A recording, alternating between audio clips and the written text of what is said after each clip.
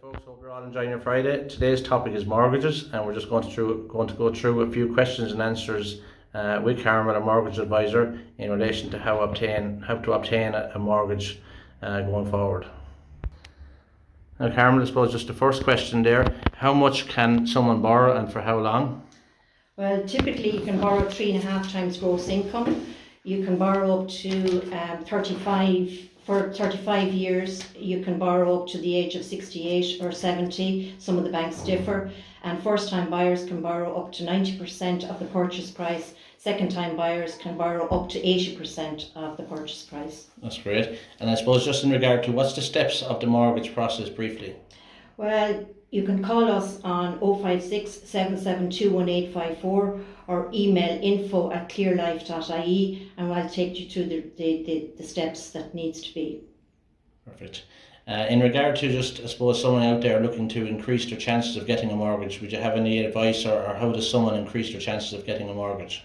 I suppose a good savings record is the first step in trying to get a mortgage. We also take rental income into account, but basically it is a regular savings of X amount per month, whatever you can afford out of your wages. Yeah, and I suppose coming on from there, how do people avoid the common first-time buyer mistakes? Like unpaid bureau, I presume, is it, or Yeah, stuff like that? Make sure that there's no unpaids on your account, that you have a good clean bureau credit check, and also I suppose betting online is kind of a no-no to a lot of the banks against them. Yeah. In regard to, I suppose, just another question there, do someone needs to be in full-time employment or employed, or is there a criteria for that there when it comes to mortgages? I presume they have to be in full-time employment, I presume, really. Full-time employment, but if they're able to show the ability to make the repayments on a monthly basis, it's possible to get a mortgage for somebody that's freelance or part-time. And if they have a good track record behind them, all of this counts, but we assess each application on its own merits. Perfect. In regard to, I see there's a lot of special offers out there at the moment, money back or better packages for public sector. Would you kind of go through that there with them as well? Yes, we'd certainly go through all the different financial institutions.